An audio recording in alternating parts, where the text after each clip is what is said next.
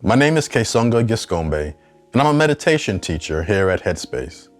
Today, I'll be answering some of your questions around beginning your mindfulness journey and continuing to deepen your practice. Let's get started. Our first question comes from Adrian. How do you understand the term meditation? Because for me, it has so many forms, like drawing or listening to music that calms me down. Can meditation even be observing the night sky? This is a wonderful question, Adrian. For me, meditation is a practice of heightened awareness and focused attention. And you have formal and informal meditation. The formal meditation practices tend to be the traditional sitting meditations or walking meditations. As for informal meditations, you're absolutely correct. Drawing, listening to music, and observing the night sky can all be types of informal meditations. And let's take it a step further to the basic things we do in our everyday life. Washing dishes, eating a meal, taking a shower, walking the dog, playing with your children, or even having a conversation.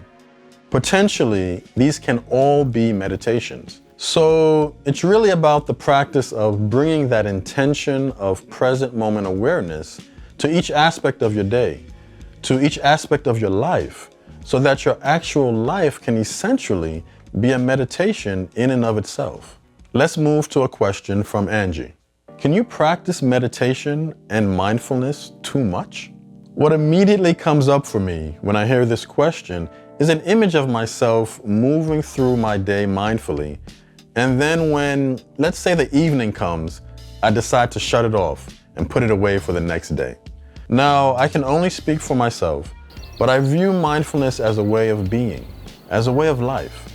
So if this is who I am, then essentially, there's no really shutting it off. Highlighting the definition of mindfulness might help with what I'm saying here. The definition of mindfulness is simply paying attention to the present moment on purpose without judgment. So yeah, that's how I want to move through my life at all times. In regards to meditation, which is the formal practice, then yes, there may be inappropriate moments to practice. For instance, if I'm running late to my daughter's recital and I haven't gotten in my formal sitting practice for the day, well then yes, it might not be wise to stop and meditate in that moment. But in regards to practicing meditation on a day-to-day basis, I don't believe there's a situation where it would be considered too much. If my schedule permitted, then I would probably formally meditate during the day much more than I do. Essentially, it's really about gently bringing awareness to each moment as you go about your day. Our final question is from Natasha, who saw my previous video on stress and anxiety and had a follow-up question. When recognizing anxiety, worry, or fear kicking in, you invite us to let go of these emotions. This is often easier said than done. What are some specific techniques for how to complete this step and truly let go? Hi there, Natasha. You are absolutely correct that letting go of strong emotions is often easier said than done. So what I invite you to do first is to be with the strong emotion without any judgment. Remember, before any change can take place, acceptance and awareness has to be present. No suppression, ignoring, pushing it away, or judgment. There's nothing wrong with experiencing any strong emotions. Once you create that pause, that space, then you can work on letting go.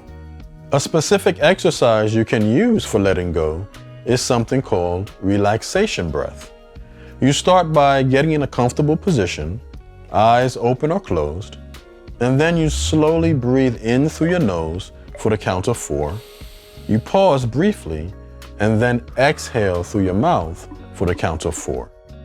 You can repeat this several times, maybe experimenting with increasing the exhale to the count of 5, 6, or 7. Afterwards, you may find that the strong emotion has dissipated, or at least decreased some. And if you find that it hasn't, well, you can repeat the exercise. There's no rule saying you can only do any practice just one time. Thank you so much for watching today. I'm excited to be on this mindfulness journey with you. See you again soon.